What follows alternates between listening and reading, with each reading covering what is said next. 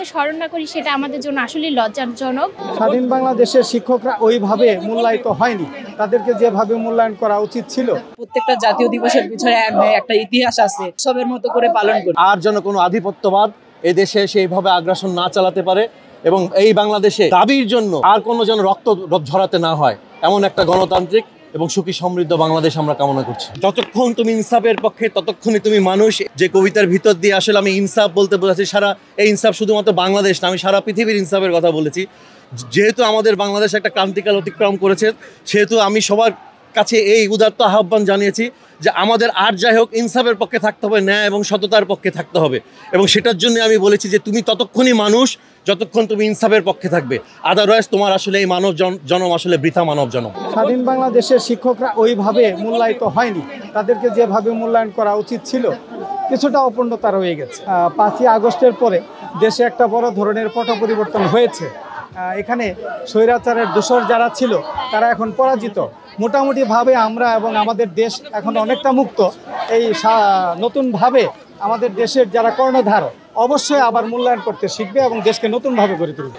আমাদের অবশ্যই এটা আসলে স্মরণ করার কথাটা আমরা পরে বলি। আমরা যদি আগে তাদের দায়িত্ববোধ, তারপর তাদের যে অবদানের কথা বলি, সেক্ষেত্রে তাদের এত কিছু করার পর যদি আমরা আজকে একটা দিন তাদের স্মরণ না করি সেটা আমাদের জন্য আসলে লজ্জাজনক। যার কারণে আমাদের উচিত তাদের এই দিনটায় শ্রদ্ধা নিবেদন করা এবং সবসময় তাদেরকে মনে করা। যদি সত্যি কথা বলা যায়, অন্যান্য দিনে আমাদের হাজারো ব্যস্ততার মাঝে এই দিনটা স্মরণ করা হয়ে ওঠে না, কিন্তু যদি স্মরণও না করি আমরা কিন্তু যদি বুদ্ধিজীবীদের কথাটা মনে করে বা কেউ নামটা উচ্চারণ করে, আমাদের কিন্তু আজকের দিনটার কথা মনে পড়ে যায়।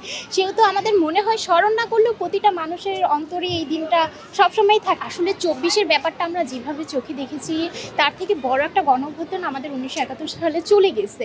সেক্ষেত্রে আমাদের যেমন 24টা গর্বের একটা বিষয়, সেরকমভাবেই 14ই ডিসেম্বর আমাদের জন্য আসলে একটা কালো রাত হলেও আমাদের উচিত এই দিনটাকে আনন্দ না করলেও একটু মনে করা এবং তাদের প্রতি শ্রদ্ধা নিবেদন করা আমাদের এটা কর্তব্য, সেটা 24 হোক কিংবা 71। আসলে ফুল দেওয়া তো আমরা একটা প্রতীকী হিসাবে ব্যবহার করছি। ফুল সবসময় ভালোবাসার হোক, শ্রদ্ধার হোক, এটা ফুলকে আমরা প্রতীক হিসাবে ব্যবহার করছি।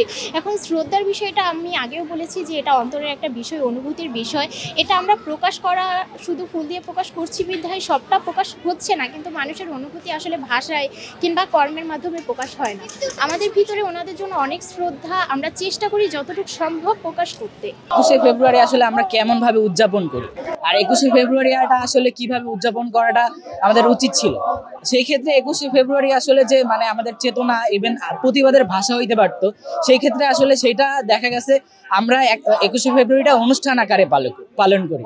এখন আর কি প্রত্যেকটা জাতীয় দিবস যেটা আসলে আমাদের ঐতিহ্য বহন করে, প্রত্যেকটা জাতীয় দিবসের পিছনে একটা ইতিহাস আছে, আমাদের একটা সংস্কৃতি আছে, সেগুলি আসলে আমরা দেখা গেছে যে ভুলে গিয়ে আসলে এটার উৎসবের মতো করে পালন করি। কিন্তু এই যে 24-এর মাধ্যমে আমরা নতুন একটা বাংলাদেশের স্বপ্ন দেখছি, সেই বাংলাদেশে আসলে এই জিনিসটা পুনরাবৃত্তি হবে না, এটাই আর কি আমার আশা।